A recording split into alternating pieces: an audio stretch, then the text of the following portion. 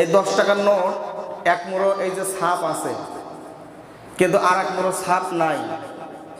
এই ছাপ ছাড়া যদি এই নোটটা আমি কোনো দোকানে দেই, আপনারা বলেন তো এই নোটটা কি নিবে? সবাই বলেন না ভাই, নিবে? কেন নিবে না বলেন তো? কারণ অপর পৃষ্ঠায় অপর সাইডে ছাপ না থাকার কারণে এইটা আমাদের দেশে গ্রহণযোগ্য হবে না।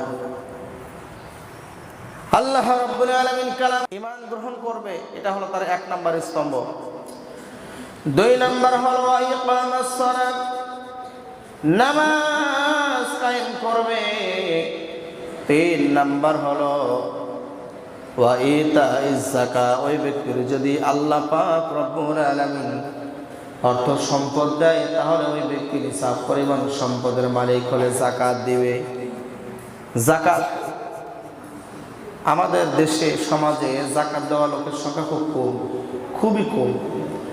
মানুষ যাকাত দিতে চায় না, অথচ যাকাত দেওয়ার ব্যাপারে এইভাবে মুহাদ্দিসিনে কেরামগণ বলেন, মনে করেন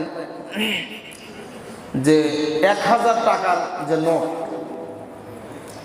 তো 1000 টাকার আমি একটু বাস্তবে আপনাকে দেখাই। ছোট্ট একটা, আমার কাছে অত বড় নোট নাই, ছোট একটা নোট দিয়ে আমি দেখাই। মনে করেন এই যে 10 টাকার নোট, এই 10 টাকার নোট এক মুড়ো এই যে ছাপ আছে, কিন্তু আর এক মুড়ো ছাপ নাই। এই ছাপ ছাড়া যদি এই নোটটা আমি কোনো দোকানে দেই, আপনারা বলেন তো এই নোটটা কি নিবে? সবাই বলেন না ভাই, নিবে? কেন নিবে না বলেন তো? কারণ অপর পৃষ্ঠায় অপর সাইডে ছাপ না থাকার কারণে এইটা আমাদের দেশে গ্রহণযোগ্য হবে না। আল্লাহ রাব্বুল আলামিন কালামুল্লাহ শরীফের মধ্যে 1 নয় 2 নয় দীর্ঘ 82 জায়গায় আল্লাহ রাব্বুল আলামিন বলেন ওয়া ইকামুস সালাত ওয়া ইতাইজ যাকাত, বান্দা তোমার নামাজ কায়েম করো আর তুমি যাকাত দাও। যদি বান্দা নামাজ পড়ো যাকাত দাও না, তাহলে তোমার ওই 10 টাকার নোটের মতো হবে। মানে এক পৃষ্ঠায় তোমার ছাপ আছে আর এক পৃষ্ঠায় ছাপ নাই। দুনিয়ার মাত্র সামান্য 10 টাকার নোটে যদি এক সাইডে ছাপ থাকে আর এক সাইডে যদি ছাপ না থাকে, এটা যদি দুনিয়ার মানুষের কাছে গ্রহণযোগ্যতা না থাকে, তাহলে আপনার ইমানটা ওই টাকার মতো মনে করেন, আপনার ইবাদতগুলো ওই টাকার মতো মনে করেন, আপনার জীবনটা ওই টাকার মতো মনে করেন।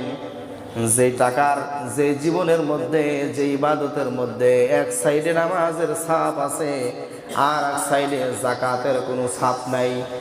এক সাইডে ইমানের ছাপ আছে কিন্তু অপর সাইডে যাকাতের ছাপ থাকার কথা ছিল কিন্তু নাই। যাকাতের ছাপ না থাকার কারণে ওই ইবাদত আমার আল্লাহ রাব্বুল আলামিনের কাছে গ্রহণযোগ্য হবে না। দুনিয়ার 10 টাকা যদি না চলে, তাহলে যে ইবাদত দিয়ে জান্নাত পাওয়া লাগবে, যে ইবাদতের বিনিময়ে আল্লাহ জান্নাত দিবে, সেই ইবাদত করতে গিয়ে সেই ইবাদতের মধ্যে এক মুড়ো নামাজের ছাপ আছে আর এক মুড়ো যাকাতের কোনো ছাপ নাই। কারণ হলো নামাজ আর যাকাত, যত জায়গায় আল্লাহ নামাজের কথা বলেছে তত জায়গায় আল্লাহ যাকাতের কথা বলছে। তাহলে এক সাইডে নামাজ আছে আর এক সাইডে যাকাত নাই। আপনারা বলেন তো ওই ইমানের ওই নোট আল্লাহ কি কবুল করবে? ভাই কথা বলেন না কেন? আপনারা কবুল করবে?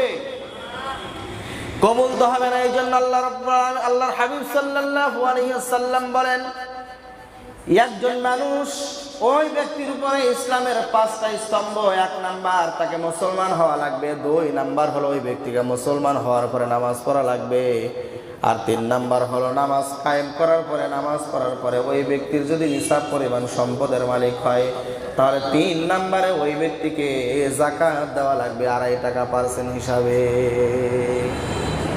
4 নাম্বার হলো নবীজি বলেন আল হাজ, যদি কোনো ব্যক্তির সমর্থন থাকে, যদি কোনো ব্যক্তির অর্থ থাকে, সম্পদ থাকে, ওই সম্পদশালী ব্যক্তির উপর আল্লাহ রাব্বুল আলামিন হজটা ফরজ করে দিয়েছেন।